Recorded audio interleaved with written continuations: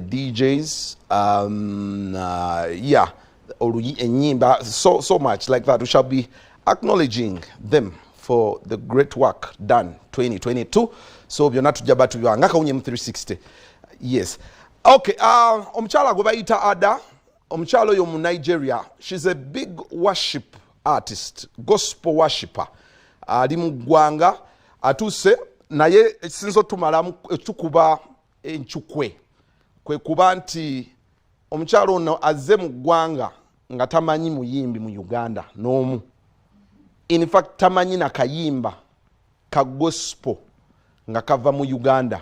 So my submission would be never promoter abantu bano mu briefing. There is need to pretend. Ogenda mu ggwanga nga Uganda omwezi mulamba, you don't even take time to research. You just want to come and steal money and go. Oba mu briefing kala pretending ko. You know, you pretend. Huh? Scratch my back, I scratch yours. I'm giving you money. Chikakatako mmanyi ebifa mu ggwanga lyange. What are you going to sell about Uganda when you leave?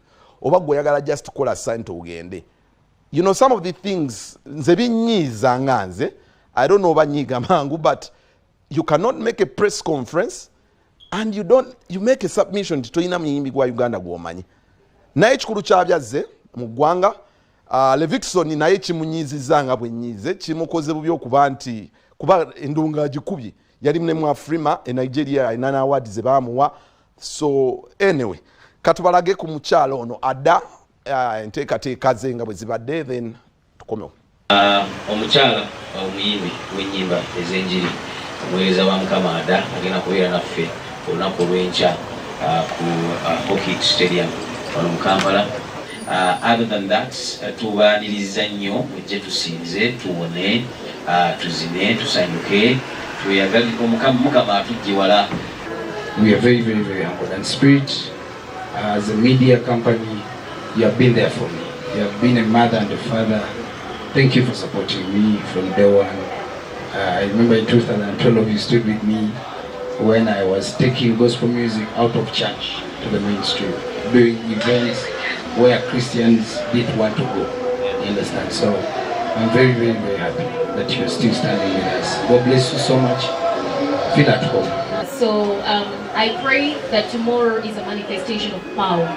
So I hope that there are ears out there and there are people out there that are ready to receive Christ, and tomorrow will not be any different. I know with the presence of the woman of God, we are going to have anointing and we're going to have power in the place, and something is bound to change. We cannot come and leave the same way we left. So I am honored and blessed to be a part of this initiative. I thank God. Amen. And so I'm very excited about tomorrow. And you know, when the presence of the Lord is manifest, the miraculous is inevitable. Yes. Because He is God.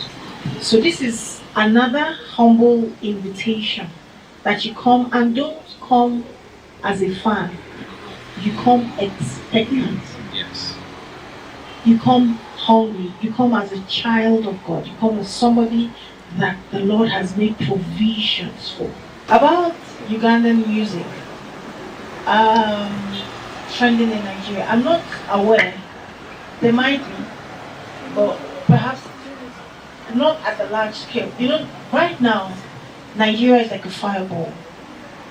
There is for every artist, you know, there is a million more waiting.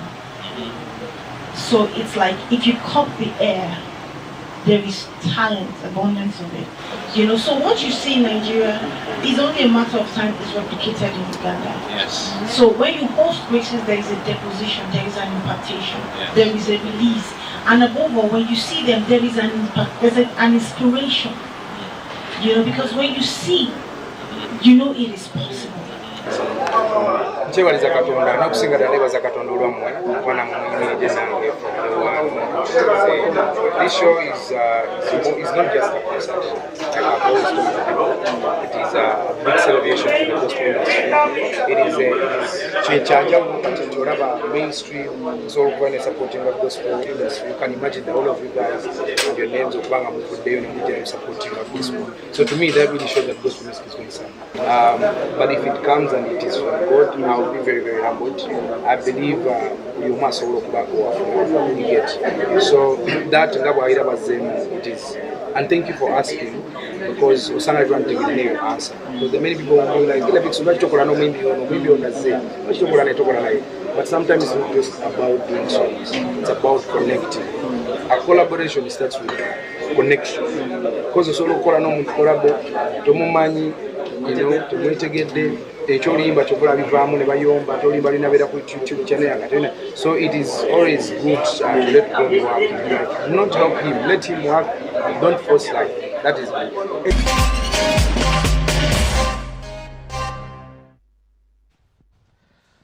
Kale, there you go. Kawunyam 360 tukyagenda mu maaso. Ada ali mu ggwanga. Now, of course, to complement this story, twagadde tumanye because omukyalo ono agenza okujja mu ggwanga nga wabaddewo olutalo, especially wakati wa Sam Laneke yakola reaction nti abalokole tebawa abayimbi bano attention abali local. So to make it balanced, waliwo omukyalo gwe bayita Jean Peace, muganda wa Nabosa. Abamanyi Nabosa omukyalo oyo ayimbe ndi Katonda neewuunyisa, yayimba baba kinga nnyo Pastor Bugembe we batundira mu kayimba ke bayita Nsaba yakakaaga. You remember that song? Those are the girls that did. So she has been in the industry for 5 years, so wanted to listen to her story and get to understand how is it in the gospel world. How are they maneuvering? Yes, Adamu ali mu ggwanga naye emboozi entuufu eri ki in the gospel world. Tubeera nnyo mu secular news and report stories, but what is the story down there? What is the actual story mu gospel world? Right tebablosominga nnyo.